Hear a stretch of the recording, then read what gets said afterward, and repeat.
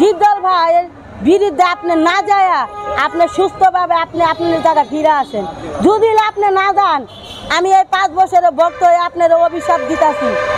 আপনি আপনার মেয়ে আপনার বাবা মাকে কখনো যে না দেখতে পারেন। ডিপজল ভাই হলো আমার বড় ভাই, কলিজার ভাই আমার। আমি নিপুল আপার দুটো কথা বলার জন্য আপনাদের মাঝে আমি আসছি। যে নিপুল আপা, আপনার কাছে একটা অনুরোধ, আপনি আমার ডিপজল ভাইয়ের থেকে মামলাটা তুলে নেন। তো আপনার কাছে একটা অনুরোধ, আমি তার 5 বছরের ভক্ত, আমি আজ পর্যন্ত তার কোনো খারাপ কিছু দেখি নাই। তার ছোট থেকে তার আমি ছবি দেখি।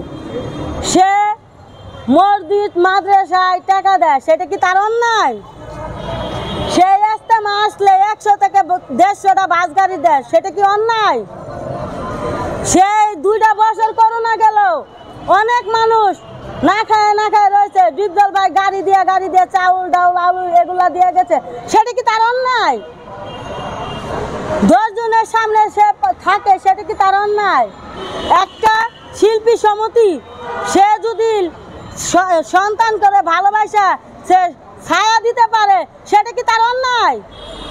না, আমি তো তার অন্যায় দেখি না। কেন আপনি মামলা দিলেন? আপনি মামলা দেওয়ার অধিকার আপনার নাই। হ্যাঁ, আপনার অধিকার থাকতো। আপনি যখন বিজয় মালা দিলেন, তখন কিন্তু আপনি শপথ করছিলেন যে আমি কোনো দিন কল্পনা করতে পারি নাই যে আমি ডিপজল ভাইয়ের সাথে দাঁড়াইয়া আমি এতগুলা ভোট আমি পাবো।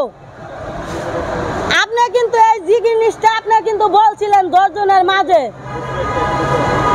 আপনি ফুলের মালা দিলেন, বিজয় মালা ডিপজল ভাইয়ের পরালেন। আপনারও ডিপজল ভাই ফুলের মালা পরাইলো, মেয়ে হিসেবে গ্রহণ করে নিল।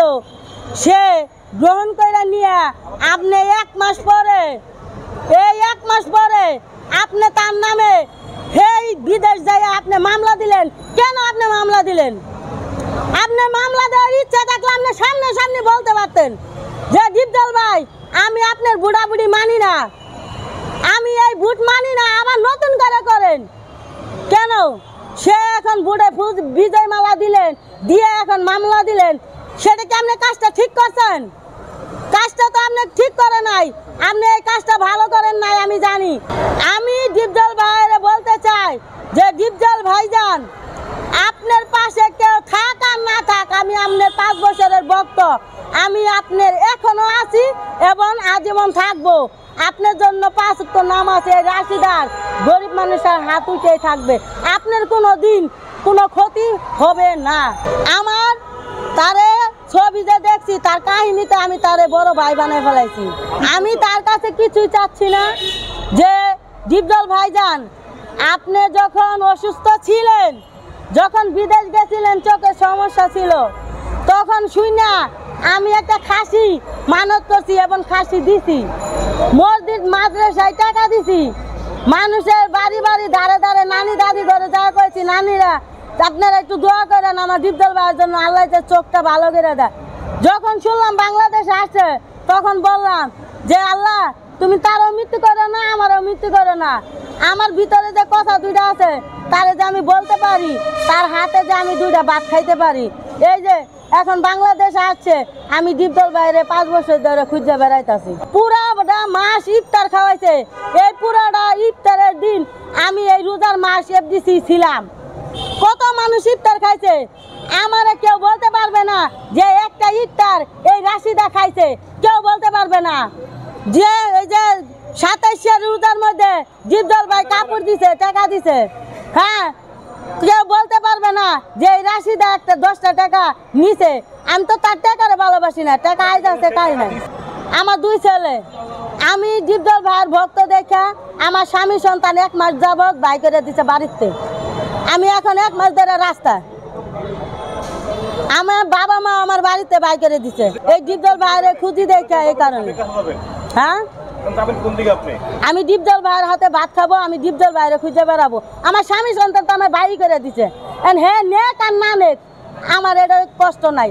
সে আমার ডিপজল ভাই যে স্বপ্নে আইসা বলে, বোন তুই কাঁদিস না, আমি তোর পাশে, তুই বোন কাঁদিস না, আমি তোর পাশে আছি, তুই ভাত নিয়ে আমি খাওয়াই দে। সেই কল্পনা যদি আপনি শুনি, সে কি একটা মানুষ ঘরে থাকতে পারে? পারে না। স্বামী সন্তান কিভাবে আমি সংসার করবো?